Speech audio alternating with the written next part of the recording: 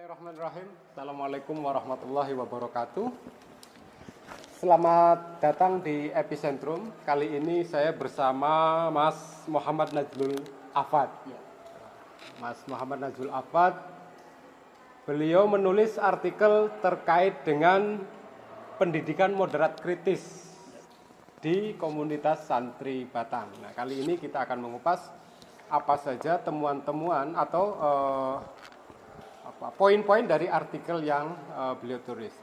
Artikel beliau bisa Anda baca melalui jurnal Islamic Management and Empowerment Journal volume 2 dan seterusnya. Nanti linknya kita sertakan di dalam deskripsi.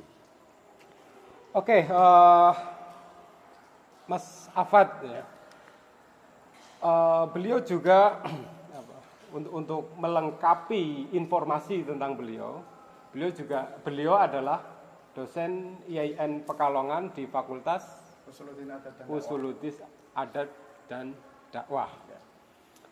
Oke, Mas Afad, terkait dengan muda berdaya, apa yang dimaksud muda berdaya di sini? Anda barangkali bisa dijelaskan. Ini sebuah gerakankah atau sebuah slogan atau apa? Oke, terima kasih Pak atau Mas. Mas saja. Mas Taufik. Biar mudahan. Oke, atas sharingnya hari ini. Jadi saya ini menulis sebuah tulisan yang itu saya adalah bagian dari yang saya tulis. Itu kita buat komunitas namanya Santri Batang dan saya termasuk founder atau pendirinya, dan hasil kerja kita itu kita tuliskan dalam sebuah artikel jurnal. Nah, kemudian pertanyaan Mas Rafiq, muda berdaya. Sorry. Oke. Sebelum masuk ke muda berdaya, biar nanti pemirsa ada prolog itu terkait tadi komunitas yang jenengan bangun itu, komunitas santri Batang itu awalnya dan orientasinya bagaimana dulu, jangan bisa jelaskan. Nanti baru ke muda berdaya. Oke, baik. Jadi komunitas ini itu kita lahir sekitar tahun 2017, berarti hampir 4 tahun lah ya. Jadi komunitas ini itu adalah tidak lepas dari pembacaan kita sebagai, saya boleh bilang lah, kita adalah kaum santri yang sedang belajar. Kita berusaha menafsirkan apa yang disampaikan para guru-guru kita. Itu. Nah, kita masih ingat sekitar tahun 2016 kalau tidak salah, Pekalongan menjadi salah satu tuan rumah konferensi bela negara internasional. Betul. Nah, salah satu rekomendasinya adalah media. Saya masih ingat kala itu Syekh Aun Al-Fiyumi dari Yordania, beliau mengatakan media menjadi salah satu strategi untuk menyampaikan, dalam bahasa saya, kampanye Islam rahmatan lil alamin. Nah, kita melihat adanya itu satu. Kemudian yang kedua, hasil pembacaan kita di masyarakat. Jadi ternyata buat komunitas nggak asal buat aja, Mas Rafiq. Kita baca dulu. Betul. Iya. Kita riset dulu. Iyalah. Ya, artinya kan komunitas itu terbentuk atas respon dari fenomena kan. Betul. Bukan ujuk-ujuk bangun. Ya mosok bangun tidur pengen bangun komunitas itu kayak ngopi ya. Kita benar-benar riset gitu. Kita riset ada satu sekolah, saya tidak akan menyebutnya daerah mana. Iya. Intinya sekolah itu sekolah terbaik. Salah satu sekolah terbaik, saya sebut saja. Ya, disebut saja enggak apa-apa. Tidak. Ya. Salah satu sekolah terbaiknya. Kan. Itu sekolahnya itu anak-anaknya pinter-pinter semua sebelum ada sistem zonasi kan. Ya. Nah, dulu orang masuk sekolah situ rata-rata mereka secara IQ dia termasuk tinggi. Dan menariknya sekolah itu adalah sekolah multikultural. Ada Islam, ada Kristen, ada Katolik, gitu. Ya. Ada Hindu, Cina juga, nah, Jawa, Arab. Cina, Jawa, Arab gitu. Arabnya marganya banyak. Oh, gitu. iya.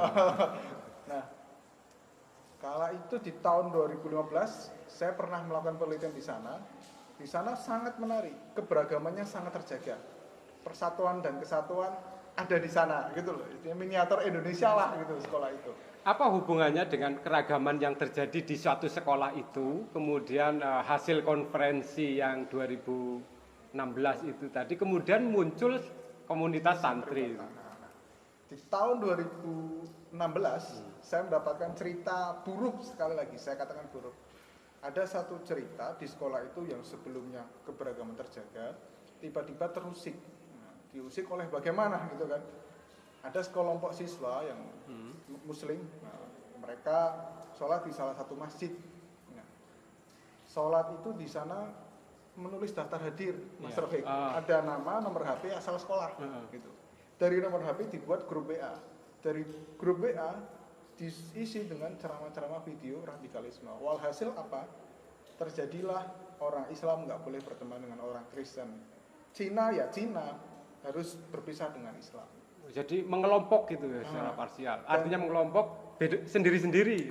Dan mulai muncul bagaimana ada beberapa siswa ketika upacara tidak hormat kepada merah putih, begitu. Dan saya katakan yang dia lakukan sangat sederhana, hanya menulis nomor HP, dibuat grup WA, di-share video YouTube. Kan saya bongko gitu kan. Pokoknya kita tahu bagaimana para ulama-ulama kita, guru-guru kita. Mas Afat alumni sekolah itu juga? Saya bukan. Bukan. Saya pernah melakukan penelitian di situ. Oh, pernah riset di situ. Oke. Jadi saya mengikuti perkembangan gitu, dan saya katakan itu miniatur satu kota itu.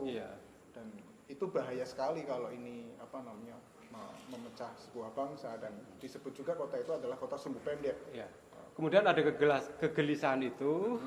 Jenengan merasa perlu nih membuat suatu komunitas yang berbasis multimedia lah, mungkin kira-kira begitu. Betul. Berapa awal berdiri berapa orang? Nah, jadi saya merasa saya tidak bisa sendiri untuk membangun ini. Nah, kita menyusun tuh strategi. Nah, saya punya kegelisahan itu. Saya coba cari, ada teman, saya sebut di situ juga dalam tulisan saya, namanya Jahri Umar. Jahri Umar ini salah satu founder juga. Di komunitas ini didirikan oleh dua orang, saya dan Jahri Umar. Dia adalah lulusan dari Tunisia, mahasiswa terbaik di sana, asli Indonesia, pulang ke Indonesia, bergelar LC. Dan hasil riset kita, gelar LC itu menjadi salah satu pamor tersendiri dan menjadi satu keotentikan ajaran Islam itu dibawa dari tanah Arab. Dari tanah Arab. Nah, itu menjadi satu label. Dan strategi nih, kita daya guna Islam yang ramah kita sampaikan dengan strategi ini nih. Ada tokoh, kita punya tokoh namanya Mas Jahri Umar. Dia sudah pernah melihat dari Timur Tengah seperti apa, kemudian menyampaikan. Mas siapa tadi? Jahri Umar. Jauhari Umar. Dia lulusan sana dan kita bergerak, kita ngobrol pada malam-malam. Piye Mas, ada kegelisahan seperti ini? Benar memang. Yang perlu kita lakukan harus bergerak atas respon itu. Dan kemudian kita menghimpun tuh, kita sowan ke teman-teman anak muda yang ada di Batang. Ternyata mereka punya kegelisahan sama, tapi belum punya waktu untuk concern ke isu ini. Gitu. Mereka sibuk dengan isu-isu lain. Nah, akhirnya ya wis, kita punya satu isu yang sama, kita buatlah grup. Di grup WA, strateginya sama seperti yang dilakukan kaum radikal tadi. Grup WA. Grup WA awal mulanya itu kita hanya merepost atau mengcopy paste postingan ceramah-ceramah Islam ramah.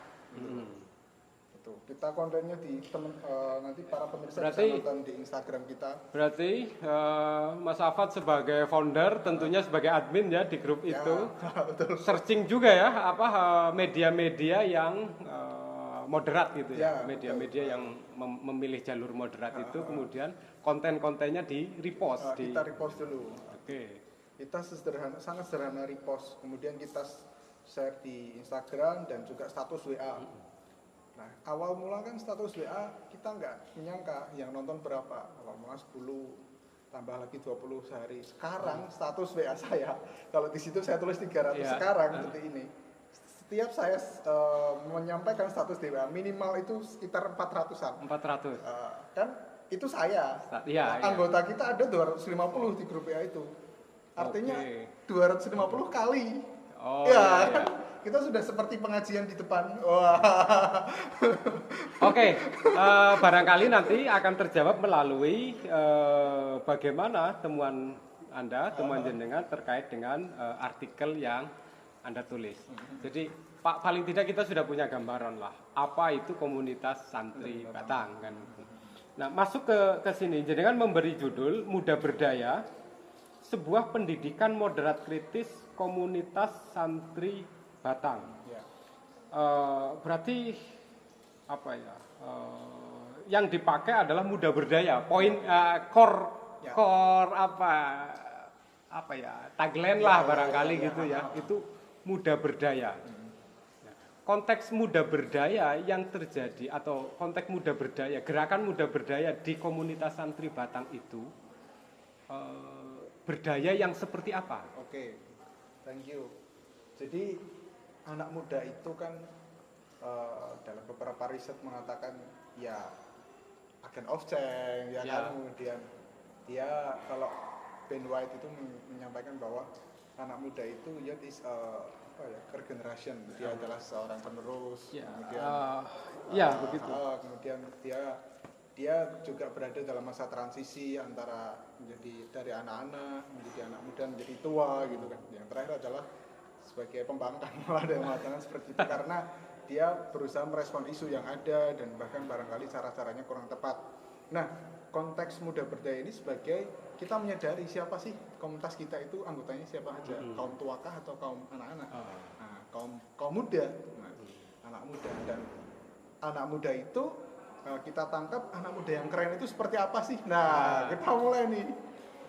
Saya sedikit banyak memang terbantu oleh saat saya riset S2 saya mengenai juga komunitas anak muda dan dari situlah kemudian saya punya stimulus kita perlu mendefinisikan ulang nih anak muda itu harus seperti apa nih gitu. Karena memang ada banyak harapan ternyata orang tua kepada kita itu harapannya banyak, pada anak muda itu banyak dan anak muda punya harapan sendiri gitu Mas Robek kan? Iya. Dan barangkali perlu diklikkan. Nah kemudian muncullah konsep muda berdaya sebagai sebuah sarana kita melakukan pemberdayaan Untuk menjawab itu tadi, pemuda yang keren yang seperti apa? Ya, Adanya betul. muda berdaya. Komunitas santri Batang ini keanggotaannya bagaimana? Tadi yang belum Oke. terungkap. Nah, di keanggotaan kita itu sangat cair, sekali lagi sangat cair. Karena namanya komunitas itu sama juga nih hasil riset. Jadi anak muda itu ternyata sekarang tidak suka yang terikat. Gitu. Tidak, ya, milenial beda Milenial, generasi. sangat cair, mereka tidak suka yang terikat. Saya nggak tahu ini apakah ada X, Y, Z. hubungannya banyaknya jomblo karena mereka saya nggak Betul. karena mereka nggak suka diikat loh enggak. Jadi mereka itu tidak suka terikat gitu. Kalau ikut komunitas ya ikut saja. Mereka boleh ikut kegiatan kita dan boleh tidak. Ya, penciri. Apa ya penciri? Ciri Bolehlah, khas ya identitas. bolehlah. Yang menandakan bahwa dia masuk ke dalam komunitas santri Batang itu apa? Pintu masuknya apa? Oke. Apakah bergabung di grup WA kemudian menjadi komunitas atau apa ya coba? Ya. Barangkali saya jawab dulu dari definisi santri dulu. Ya. Betul, oke. Kenapa saya jawab dari situ? Karena definisi santri itu kenapa dinamakan komunitas santri Batang ya kan? Santri Batang. Santri kan identik dengan orang bersarung, kemudian berpeci, berkerudung gitu kan. Ngaji, Ya, kitab. dan tidak lepas dari pondok pesantren. Betul. Ya. Nah, konteks kita berada di Batang, kita tahu struktur masyarakatnya, kita dekat sekali dengan Pekalongan sebagai kota santri. Jadi masyarakatnya itu bukan hanya sebatas mereka yang ngaji di pondok pesantren saja atau mengenyam di pondok pesantren saja, tapi mereka santri kalong. Kalau di Batang itu beberapa muncul seperti itu, santri kalong, santri yang tidak menetap atau bermukim di pondok. Nah, definisi ini kemudian melebar, artinya kita nyari sumber nih definisi yang bisa dipakai oleh teman-teman santri Batang, karena teman-teman Batang itu yang gabung di grup WA itu bukan hanya sebatas kaum-kaum yang mondok di pesantren itu gitu, tapi semua, pokoknya semua yang mau belajar tentang Islam, ingin suka ngaji, suka sholawat, kita wadahi melalui grup WA itu. Dan ini cair. Nah, grup ini bukan Gus-gus dan Neng-Neng bukan, atau bukan orang yang pernah nyantri juga kan? Bukan. Maksudnya bukan hanya orang yang pernah nyantri bukan juga. hanya. Semuanya pokoknya yang kita mau mengakomodir semuanya, karena ada satu cerita juga bahwa selama ini ada komunitas santri, menyebut sebagai santri itu terbatas pada mereka yang mondok pesantren dan tidak jauh dari Gus dan Ning gitu. Padahal fakta lapangan anak-anak muda itu sekali lagi mereka tidak suka terikat dan ingin belajar tentang Islam. Kalau ini kita tidak ditangkap, kita tidak menangkap isu ini, maka mereka akan belajar dengan siapa? Gitu kan? Problemnya kan mereka itu ya carinya di YouTube, di Instagram, cari-cari quote-quote yang pantas untuk hati saya apa, yang bisa kira-kira menghibur diri saya, itu kan rata-rata seperti itu. Dan kebanyakan surfing di internet itu untuk mencari pembenaran atas kondisi itu. Bukan mencari kebenaran tapi cari pembenaran. Ya, saya mengaku itu. Saya mengaku itu, betul. Yang dikatakan anak muda jomblo ki yo jihad. Pas ketemu kayak gitu, ini cocok, ini gue banget lah kayak bahasa Betawinya. Akhirnya nanti perlahan. Ya kadang seperti itu. Ya memang nggak seperti itu. Maka kontennya pun kita akhirnya dari semula repost, kemudian kita coba meng-create membuat konten. Membuat konten dan itu mengalir. Kita ketemu anak muda Batang baru pulang dari pesantren, kemudian dia juga mahasiswa ya. Kita sebut santri. Kita ngobrol tuh dialog. Oke mas, saya bisa buat Corel buat desain. Dia buat desain dan desainnya sangat kolot, sekali lagi kolot hitam banget gitu. Kita refleksi ya, nggak termasuk untuk mengatakan dia buruk, enggak, itu kolot dan dia sambil jalan kita kasih masukan, wah kelihatan muda. Anak muda kan jiwanya, cerita desainnya berani, warna-warni gitu kan. Artinya di komunitas santri Batang itu, di grup itu, siapa saja bisa mempost, bisa mempost juga, bisa membuat atau ada tim-tim sendiri yang meng-create. Ada 2 grup santri Batang dan grup belakang layar. Gitu. Admin lah ya. Admin.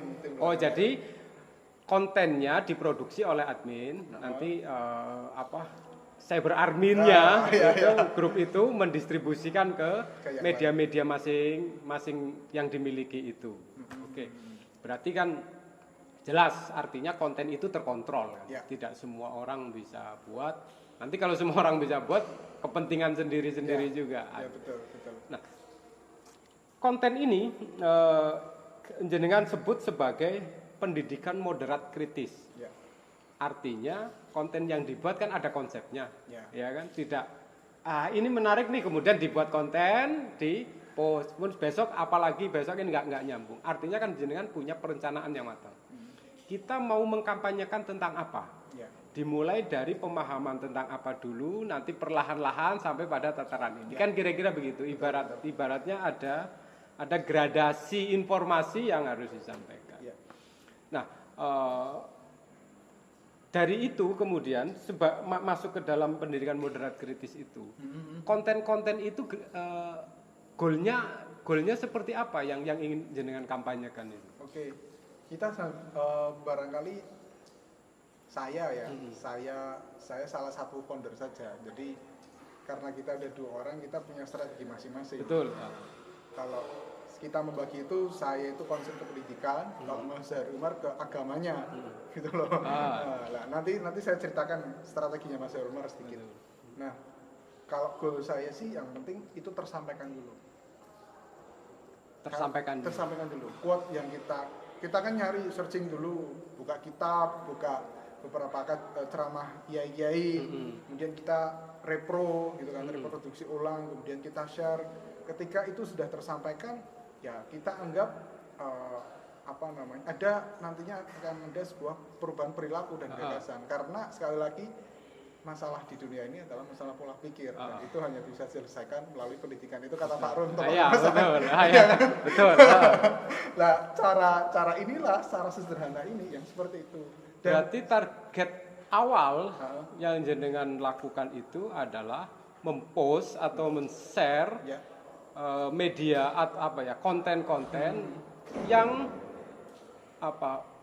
berpotensi atau yang targetnya adalah bagaimana merubah pola pikir. Itu target awal. Sampai kapan kira-kira itu? Ya sampai akhir hayat nanti. Sampai akhir hayat. Jadi bagaimana membangun pola pikir. Nah, pola pikir yang dimaui dari komunitas santri Batang itu pola pikir yang seperti apa? Oke. Nah, anak muda berdaya ya kan. Dan kemudian kita coba moderat kritis.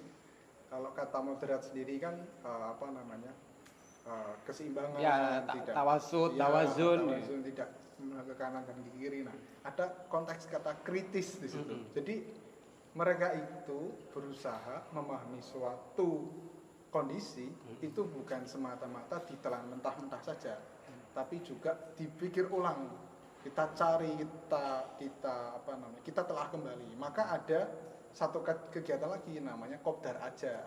Kopdar aja. Saya lupa singkatannya. Intinya di situ kita ngaji secara offline. Oh, iya. Kita punya dua strategi, offline dan online. Nah, Strategi online itu tadi sudah banyak disampaikan. Yang offline itu kopdar aja itu. Nah, itu salah satunya. Ya, itu inisiatornya ya tadi Mas Zawar Umar. Karena beliau yang sekali lagi keautentikan Islam, beliau paham tentang narasi. Berarti yang kopdar itu lebih banyak dihandle Mas Umar. Isu-isu apa yang dibahas biasanya kalau online? Isu kemarin itu yang kita membahas itu kitabnya Mbah Hasim tentang taklim. Ya. Bagaimana ada pun taklim. Bagaimana kita menjadi seorang pembelajar atau bagaimana kita harus belajar lah, adab-adabnya seperti apa. Kan sederhana sekali. Ya. Kan sangat sederhana. Tapi itu disampaikan melalui kita pakai PowerPoint, kemudian media-media modern lah. Media-media modern, dan kita anak-anak muda semua pesertanya, dan kita buat asik. Dan juga di situ saya ceritakan bukan hanya di masjid, itu awal mulai itu di musola, kemudian bergeser di jalan. Di jalan di Batang itu ada jalan veteran, itu jalan utama di daerah dekat dengan alun-alun Batang. Iya. Kita buat acara kopdar aja di situ, kerjasama dengan salah satu komunitas. Maksudnya di taman kota atau di taman kota. Di taman kota. Kita sebut seperti itu. Ya, itu yang disukai milenial kayak gitu. Ya, gitu. Dan mungkin perlu sesekali sambil mancing. Ya, itu harus saya rasa begitu. Betul. Dan ada kata kunci lain, yakni kolaborasi. Kita buat kopdar aja kopdar aja on the street misalnya, di jalan. Kita tidak bisa berdiri sendiri. Sekali lagi kita ngajak komunitas lain, namanya komunitas Lemah Abang, komunitas anak-anak muda mahasiswa Batang yang kuliah di Batang dan Pekalongan. Buat acara di situ. Lemah Abang singkatan berarti ini. Lemah Abang. Kepanjangannya apa? Saya lupa Lemah Abang itu. Lesehan mahasiswa Batang kayaknya, di Pekalongan. Kayaknya begitu. Ya. Mahasiswa Batang di Pekalongan. Mereka yang kuliah di Pekalongan. Salahnya di IAIN dan seterusnya.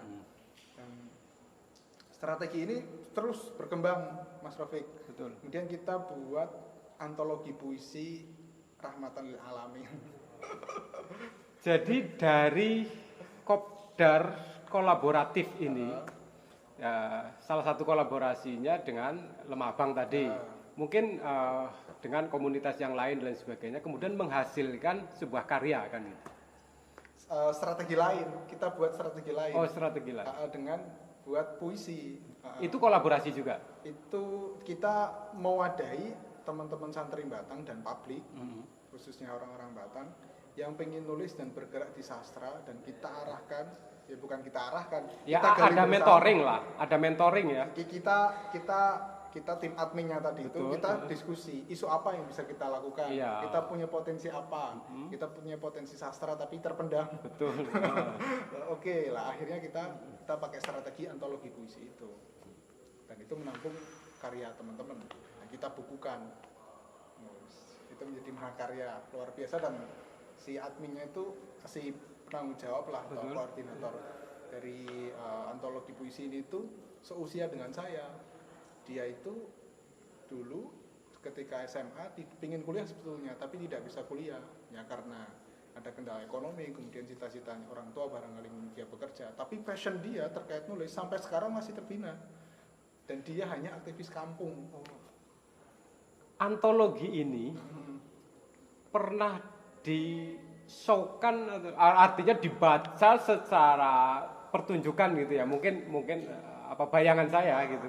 Karena ini produk komunitas, dibuat secara bersama melalui diskusi, perenungan, isu-isu apa yang aktual dan lain sebagainya. Apakah pernah kemudian dilaunchingkan kemudian dibaca antologi itu dari awal sampai akhir kan gitu? Ya. Atau mungkin pernah divideokan kan? Oke. Jadi saya lanjutkan yang tadi. Ya. Ada aktivis kampung, dia punya potensi, tapi dia grogi untuk ngobrol di tingkat Kabupaten Batang, gitu saya katakan. Dan kita wadah itu, kita fasilitasi. Nah, karena Santri Batang itu berusaha mencoba menggali-gali akar-akar rumput ini supaya ayo kamu harus berani. Nah, lanjut antologi itu kita showkan di pertemuan terbatas karena kala itu corona melanda. Dan kita videokan masih dalam editing oleh tim admin. Gitu. Berarti nanti masyarakat bisa menikmati, mengakses, dan bukunya bisa dibeli juga, dijual juga dijual. Di mana kalau misalkan mau beli bisa admin. lewat admin di DM aja Instagramnya Santri Batang. Nanti diikutkan di deskripsi DM Instagram Santri Batang. Oke, saya kira gerakan terkait dengan Santri Batang ini sudah cukup baik lah, artinya menebarkan benih-benih positif gitu tadi kan. Mulai berawal dari kegelisahan yang jenengan sampaikan, ada upaya radikalisme yang terstruktur, kira-kira begitulah bahasa sederhana, kemudian tergugah untuk membangun, mengkanter ya melalui komunitas Santri Batang dan sebagainya.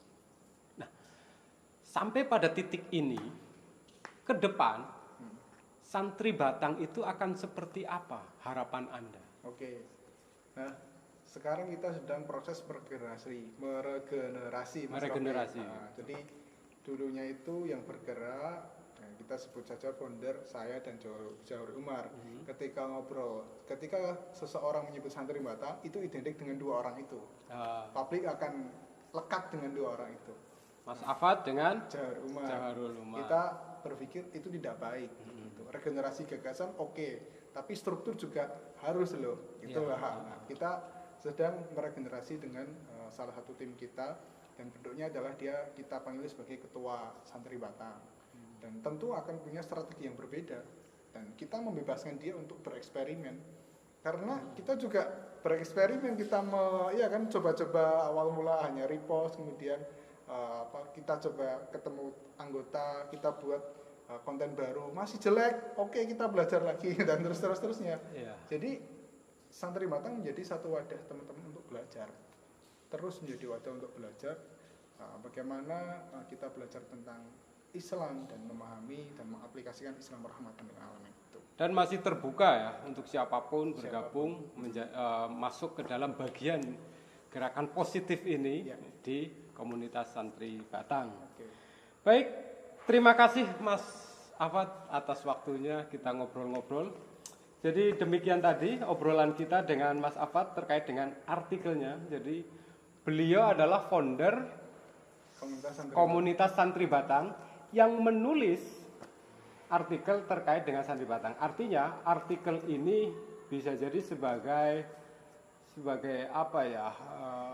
visi lah kira-kira begitu, sebagai guidance-nya bagaimana Santri Batang itu akan dikembangkan. Berbagai macam alasan yang ada di artikel, lebih jelas bisa sampean baca di artikelnya, nanti linknya disertakan.